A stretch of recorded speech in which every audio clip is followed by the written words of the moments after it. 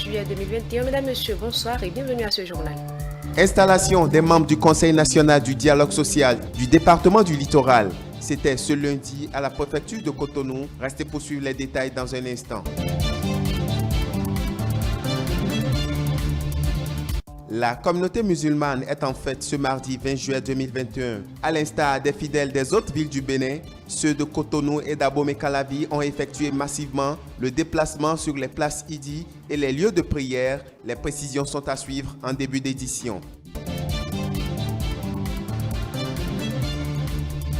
Et puis, en interactualité, la Chine a entrepris une campagne de vaccination à l'endroit de ses ressortissants résidant en Égypte.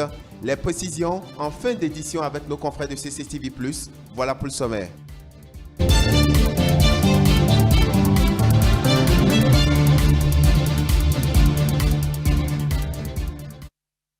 Bienvenue à tous. La communauté musulmane béninoise célèbre ce jour la fête de la Tabaski à l'instar des autres musulmans du monde entier. Pour l'occasion, donc, l'école primaire publique Finanfa, située dans la commune d'Abomey-Calavi, a été transformée en lieu de culte. Nous vous invitons à suivre un extrait du sermon de l'imam El Hadj Moutawakil Boukari.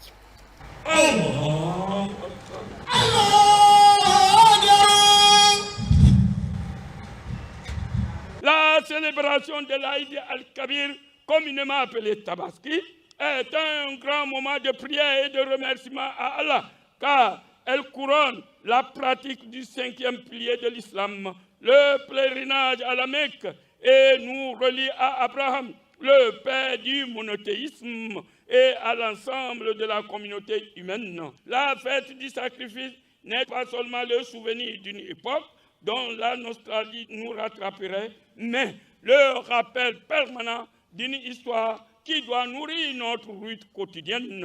C'est en cela que chaque étape du pèlerinage est un enseignement. Or, donc, de cette façon que nous sacrifions tous les béliers de la terre et lancions toutes les pierres de la planète, nous ne mériterions pas d'être les fidèles d'Abraham. Allahu Akbar! Allahu Akbar! Allahu Akbar!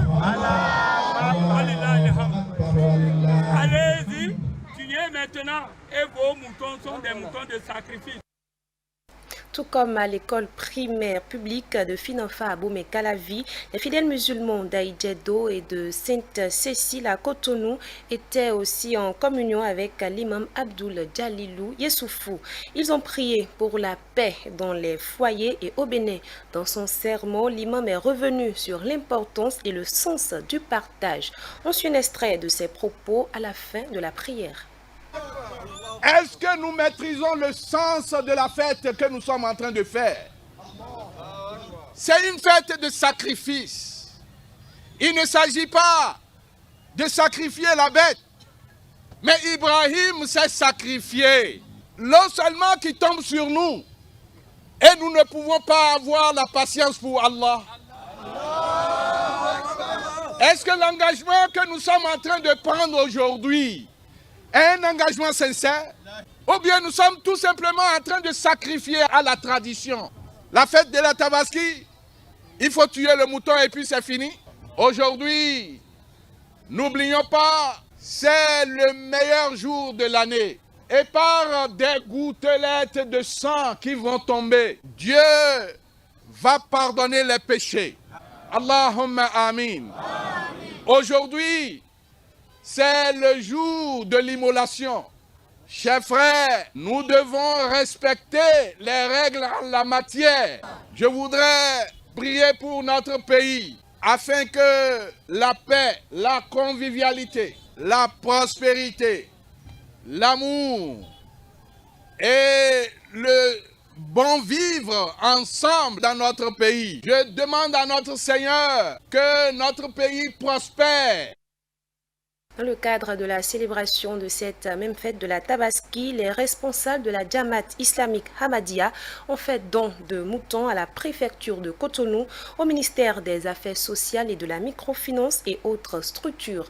Un appui destiné aux pauvres, aux orphelins, aux malades et autres, afin de leur permettre de fêter aussi la Tabaski. Le point de la cérémonie de remise, c'est avec Stélia Padounou, Prudence Fogouté. La distribution de moutons aux personnes démunies en prélude à la commémoration de l'Aïd el-Kébir, la Jamaat islamique Ahmadiyya en a fait une tradition. Le vrai sens de la Tabaski en islam, c'est le sacrifice. Raison pour laquelle dans le monde entier, les musulmans ils égorgent les moutons et le bœuf. Jamaat islamique Ahmadiyya, qui est le vrai visage de l'islam aussi, nous partageons les moutons et le bœuf partout dans le pays pour présenter ce message que nous ne sommes pas seulement les musulmans qui vont manger, nous allons manger ensemble. Amour pour tous, haine pour personne. Les responsables de cette association sont allés remettre au mains du préfet des moutons pour les pauvres et orphelins. Alain Oronla a salué la générosité dont fait montre cette fondation à chaque édition. Nous les remercions, nous appuyons cette initiative qui est devenue maintenant une tradition, d'aller partager le mouton dans les prisons, d'aller dans les orphelinats, d'aller au centre psychiatrique de Jaco. C'est ça le vrai sens de la solidarité. À côté des réformes qui sont engagées pour le développement de ce pays, il faut toujours un visage humain, un visage social que Jamaat Ahmadiyya essaie d'arborer et nous les appuyons dans cette dynamique. Après la préfecture de Cotonou, cap a été ensuite mis sur le ministère des Affaires sociales et de la microfinance et le Centre national hospitalier universitaire de psychiatrie de Cotonou pour le même exercice. Et pour cette symbolique, je voudrais remercier infiniment cette communauté pour ce geste qui est posé ce matin et qui lance également la distribution des bêtes au bénéfice des groupes vulnérables que le ministère accompagne. Le directeur me charge au nom du personnel et surtout des malades de leur dire merci. Merci pour tout ce qu'ils font pour l'hôpital et surtout pour les patients. Nous profitons de l'occasion pour souhaiter, n'est-ce pas, à travers eux, à toute la communauté musulmane du Bénin, pourquoi pas du monde entier, une belle fête. Le sens de partage, c'est ce à quoi a exhorté le président de la Jamaat islamique Ahmadiyya à l'occasion de cette édition. Donc je vais attirer attention mes frères musulmans. Ne gardez pas votre mouton dans le frigo. Il y a les autres musulmans aussi qui ont besoin. Il y a les autres religions aussi qui ont besoin. Mangeons ensemble. C'est ça qui est vraie fête de Tabaski. En nouveau volet à présent dans ce journal, le préfet du littoral a procédé ce lundi 19 juillet 2021 à l'installation officielle des membres du Conseil national de dialogue social. La cérémonie qui a consacré la dite installation s'est tenue dans l'enceinte de la préfecture de Cotonou. C'était en présence des cadres et autorités ainsi que des représentants venus de part et d'ailleurs. Suivez le reportage.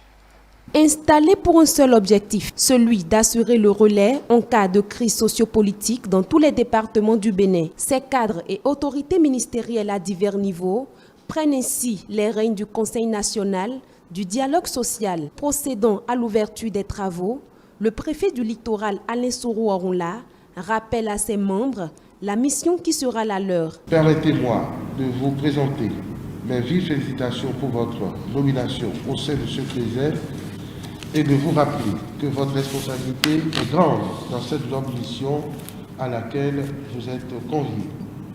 Vous êtes, pour compter de ce jour, lundi 19 juillet 2021, les ambassadeurs du Conseil national du dialogue social au niveau du département du littoral.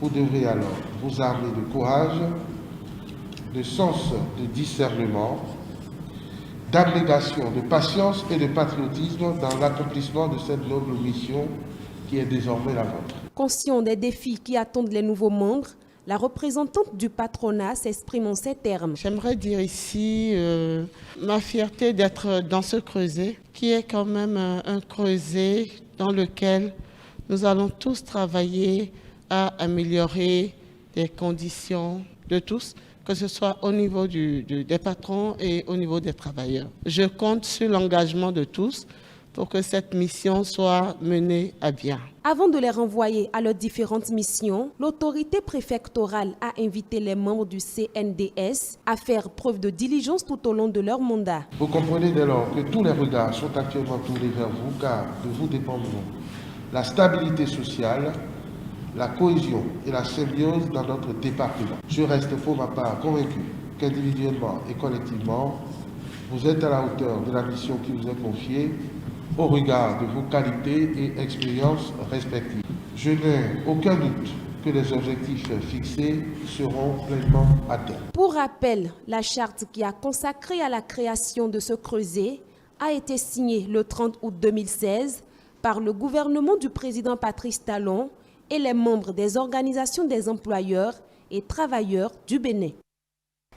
Des ministres de la République et hauts fonctionnaires ont été élevés dans le rang de l'ordre national en fin de semaine écoulée à la grande chancellerie du Bénin. La cérémonie s'est déroulée devant parents et amis des récipiendaires. Suivez le reportage. C'est une nouvelle ère qui s'ouvre désormais dans la vie de ces valeureux cadres de la République encore en fonction. Ils reçoivent ici, à cette cérémonie de distinction de leur vivant, les honneurs de la nation. Mesdames, Mesdemoiselles et Messieurs, chers récipiendaires, depuis 1960, notre pays a créé l'Ordre national du Bénin. C'est la plus haute distinction honorifique du pays. La grande chancellerie a la vocation, la mission d'élever, de récompenser les filles et fils de notre pays et même les citoyens d'autres pays pour les éminents services rendus à notre nation par leur nomination ou promotion dans différents ordres. Ils sont au total 10 personnalités à être reçues dans les différents ordres nationaux du Bénin. Des noms qui seront désormais gravés dans les annales de l'histoire de la grande chancellerie du Bénin. Madame et Monsieur Mathis Adidjatou Alaï, Abimbola Babalola Michel Hervé, Dayon Johannes, Dako Benjamin Corvi, Dosoui Kossi Gaston, Gougbeji Cyril, Hehome Hervé Yves, Nouatin Fortuné Alain, Seydou Alassane, Tonato José Didier. C'est un grand honneur que leur fait la grande chancellerie du Bénin à travers cette cérémonie de distinction. Par la voix de leur porte-parole, ils témoignent leur reconnaissance au chef de l'État. Au nom de tous les récipiendaires, par désignation consensuelle et en le mien propre, nos sincères gratitudes à Monsieur le Président de la République, par votre intermédiaire, lui qui a bien voulu nous distinguer et nous voir obtenir la décoration subséquente, objet de la séance de ce jour. Ce geste est la preuve que nos vies privées sacrifiées pour le sacerdoce du service public est bien perçue et reconnue. Une reconnaissance à leur actif pour les nombreux et loyaux services qu'ils accomplissent au quotidien pour la République. Ils promettent donner davantage un peu plus pour la marche vers un Bénin révélé. Première édition du concours national de cartographie et de robotique. Une pépinière de jeunes talents en herbe ont été détectés à l'issue de la finale. C'est une initiative de l'agence Atlagiste. Les précisions dans cet élément.